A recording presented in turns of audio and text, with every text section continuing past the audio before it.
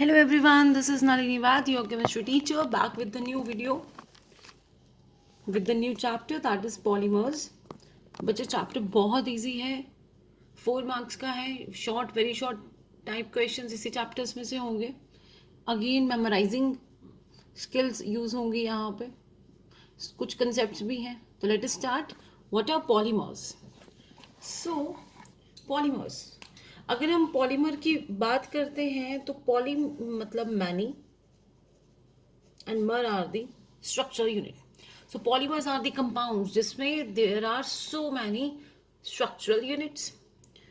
बहुत छोटे छोटे यूनिट्स जो हैं कंबाइन हो के एक बड़ा सा स्ट्रक्चर बनाते हैं, उसको हम लोग पॉलीमर बोलते हैं. ये जो बड़ा सा स्ट्रक्चर है उसको पॉलीमर बोलेंगे. और ये जो छोटे से स्ट्रक्चर्स हैं जो कंबाइन हो रहे हैं, जो छोटे यूनिट्स हैं, उनको हम लोग यहाँ पे उनको क्या बोलते हैं? Monomer. That is single unit. And ये जो प्रोसेस है जिससे ये छोटे छोटे मोनोमर्स कंबाइन हो के एक बड़े से मॉलिक्यूल को, दैट इज पॉलीमर को पैदा कर रहे हैं, उसको हम लोग बोलते हैं polymerization. The process is called as polymerization. तो let us start. Polymer is a large molecule of high molecular mass. Definitely जब उसमें बहुत सारे यूनिट्स होंगे तो ऑब्वियसली उन सभी यूनिट्स का एटॉमिक मास जो है वो मॉलिक्यूलर मास जो बहुत सारे यूनिट्स का जो मॉलिक्यूलर मास होगा वो कंट्रीब्यूट करेगा to the total mass of polymer में. तो फिर ऑटोमेटिकली जो इंक्रीज होगा वो पॉलीमर के मास में रहेगा. So polymer is a large molecule of high molecular mass formed by repetitive bonding of many small molecules called as monomers. So बोलता है पॉलीमर एक लार्ज मॉलिक्यूल है जिसका हाई मॉलिक्यूलर मास रहेगा, जो कि कैसे बना? रिपीटेटिव बॉन्डिंग होती गई, बार बार बॉन्डिंग हुई किसकी? स्मॉल मॉलिक्यूल्स की, जिनको हमने क्या बोला? मोनोमर्स का. इनकी मोनोमर्स की आपस में बॉन्डिंग हो के हमारे पास एक लार्ज मॉलिक्यूल बना जिसका नाम था polymer. The process by which monomers are transformed into polymer. जब ऐसा प्रोसेस जिससे मोनोमर जो है वो पॉलीमर्स में कन्वर्ट हुए, very small, a large number of monomers getting combined together by chemical reactions. These chemical reactions together form the process of polymerization. As polymers are single big size molecules, क्योंकि polymer जो है वो एक बड़ा सा molecule है जिसका size बड़ा है, एक ऐसा मॉलिक्यूल है जिसका साइज बहुत बड़ा है. They are also called as macro molecule, इसलिए हम इसको क्या बोलते हैं? Macro molecule. सो आपको क्या याद रखना है? पॉलीमर एक लार्ज मॉलिक्यूल है जिसका हाई मॉलिक्यूलर मास है, जिसमें छोटे छोटे मोनोमर्स कंबाइन होते हैं बार बार बाय सम केमिकल बॉन्ड्स.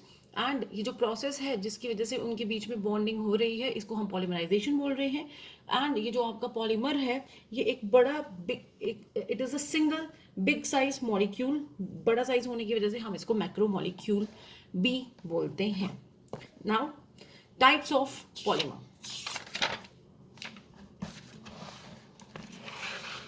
अगर हम लोग पॉलीमर की बहुत सारी टाइप्स निकलेंगी, डिपेंड अलग अलग कैटेगरी के हिसाब से. पहले जो है हम इसकी क्लासिफिकेशन करेंगे पॉलीमर्स की on the basis of source, कि हमें पॉलीमर मिल कहाँ से रहा है. The polymers can be of following types depending upon their source. It can be natural, semi synthetic polymer और सिंथेटिक पॉलीमर. नेचुरल पॉलीमर वो है जो हमें नेचर में मिल रहा है, जैसे सेलुलोज, रबर, राइट. फिर उसके बाद सेमी सिंथेटिक पॉलीमर में we are having rayon. Semi synthetic वो है जिसमें नेचुरल पॉलीमर को थोड़ा सा अल्टर किया गया कुछ केमिकल रिएक्शन से, right. And other example is cellulose nitrate. Third example is synthetic polymer like those of polythene.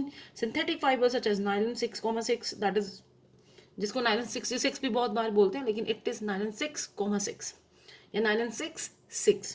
फिर some synthetic rubbers are there, जैसे वल्कनाइजेशन के प्रोसेसेस होते हैं, नेचुरल रबर की वल्कनाइजेशन होके सिंथेटिक रबर्स बनाए जाते हैं. दे आर कॉल्ड एज पियोनाइज, राइट. सो पॉलीमर्स की और भी टाइप रहती हैं, डिपेंड करता है कि उनका स्ट्रक्चर क्या है. So the polymers are can be of following types depending upon their structure. Number 1 is linear polymer, 2 branch chain polymer, and the third is cross linked polymer. देखिए हमने पॉलीमर में ये पढ़ा कि हमारे पास छोटे छोटे मोनोमर्स जो हैं they are getting combined. When they are getting combined, they are forming a linear structure, straight chain structure. जब एक लॉन्ग और एक स्ट्रेट चेन स्ट्रक्चर होगा तब हमारे पास जो पॉलीमर होगा वो क्या होगा? लीनियर.